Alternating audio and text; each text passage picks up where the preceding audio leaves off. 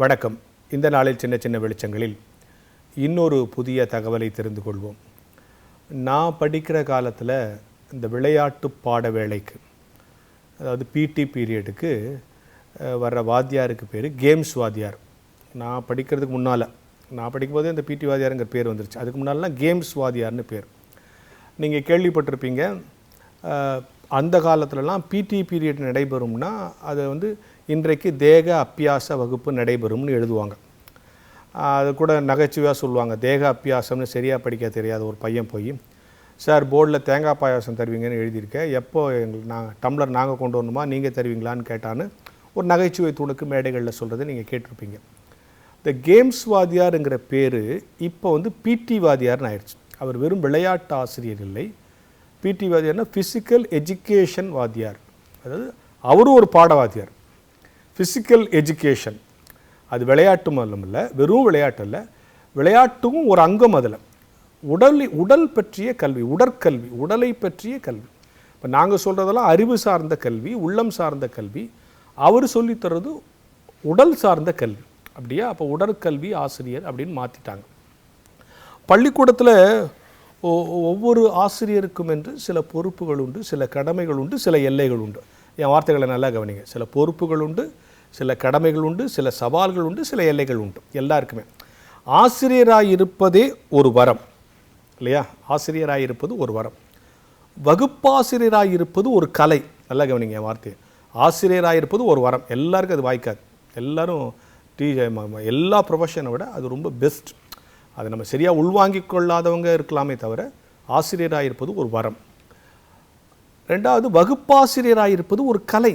அந்த பசங்களை ஓன் பண்ணணும். நம்ம கிளாஸ் ஃபஸ்ட் அப்படின்ட்டு அது ஒரு கலை, அது ஆர்ட், அது ஒரு ஆர்ட். அதே மாதிரி கணக்காசிரியராக இருப்பது ஒரு சவால் இல்லையா? இல்லை கணக்காசிரியர் பாட ஆசிரியராக இருப்பது ஒரு சவால். தலைமை ஆசிரியராக இருப்பது ஒரு அனுபவம். ஏன்னா பல்வேறு விஷயங்கள்லாம் இருக்கும். தமிழாசிரியராக இருப்பது என்பது ஒரு வாய்ப்பு.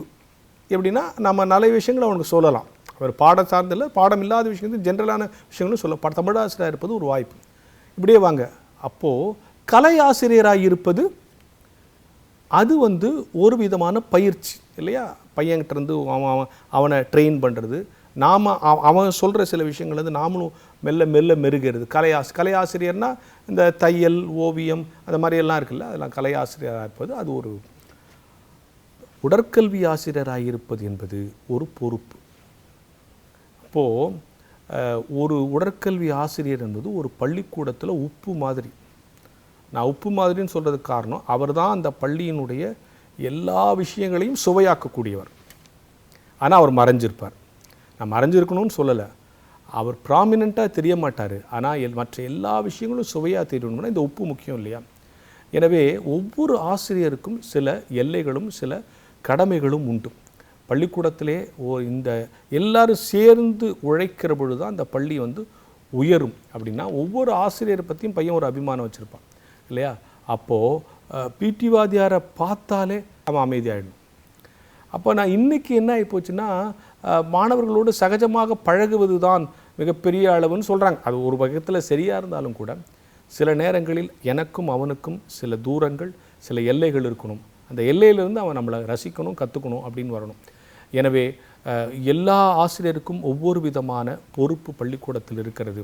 நான் திருப்பி சொல்லுகிறேன், ஒவ்வொரு ஆசிரியரும் ஒவ்வொரு விதத்தில் மாணவனுடைய வளர்ச்சிக்கு நான் பங்களிக்க வேண்டும். இதில் ஏதாவது ஒன்று டவுன் ஆகிட்டாலும், எப்படி நான் ஏன் சமையலை சொல்கிறேன்னா, அந்த சுவை குறைஞ்சிரும் இல்லையா? ஏதோ ஒன்று குறைஞ்சோம், இதில் ஏதோ குறையுதே அப்படின்னு சொல்கிறோம்ல, ஒன்று குறைஞ்சாலும் அந்த சமையல் நல்லா இருக்காது மாதிரி. ஒருவர் எங்கேயாவது லேக் ஆகிட்டாலும் அந்த பள்ளியினுடைய வளர்ச்சி பாதிக்கப்படும் என்பதை ஒவ்வொரு ஆசிரியரும் உணர்ந்து செயல்பட்டால் பள்ளிக்கூடங்கள் நிச்சயமாக இந்த சமுதாயத்தில் மிகப்பெரிய மாற்றத்தை வருங்காலத்தில் உருவாக்கும் என்கிற வெளிச்சத்தோடு இந்த நாளை தொடங்குவோம்.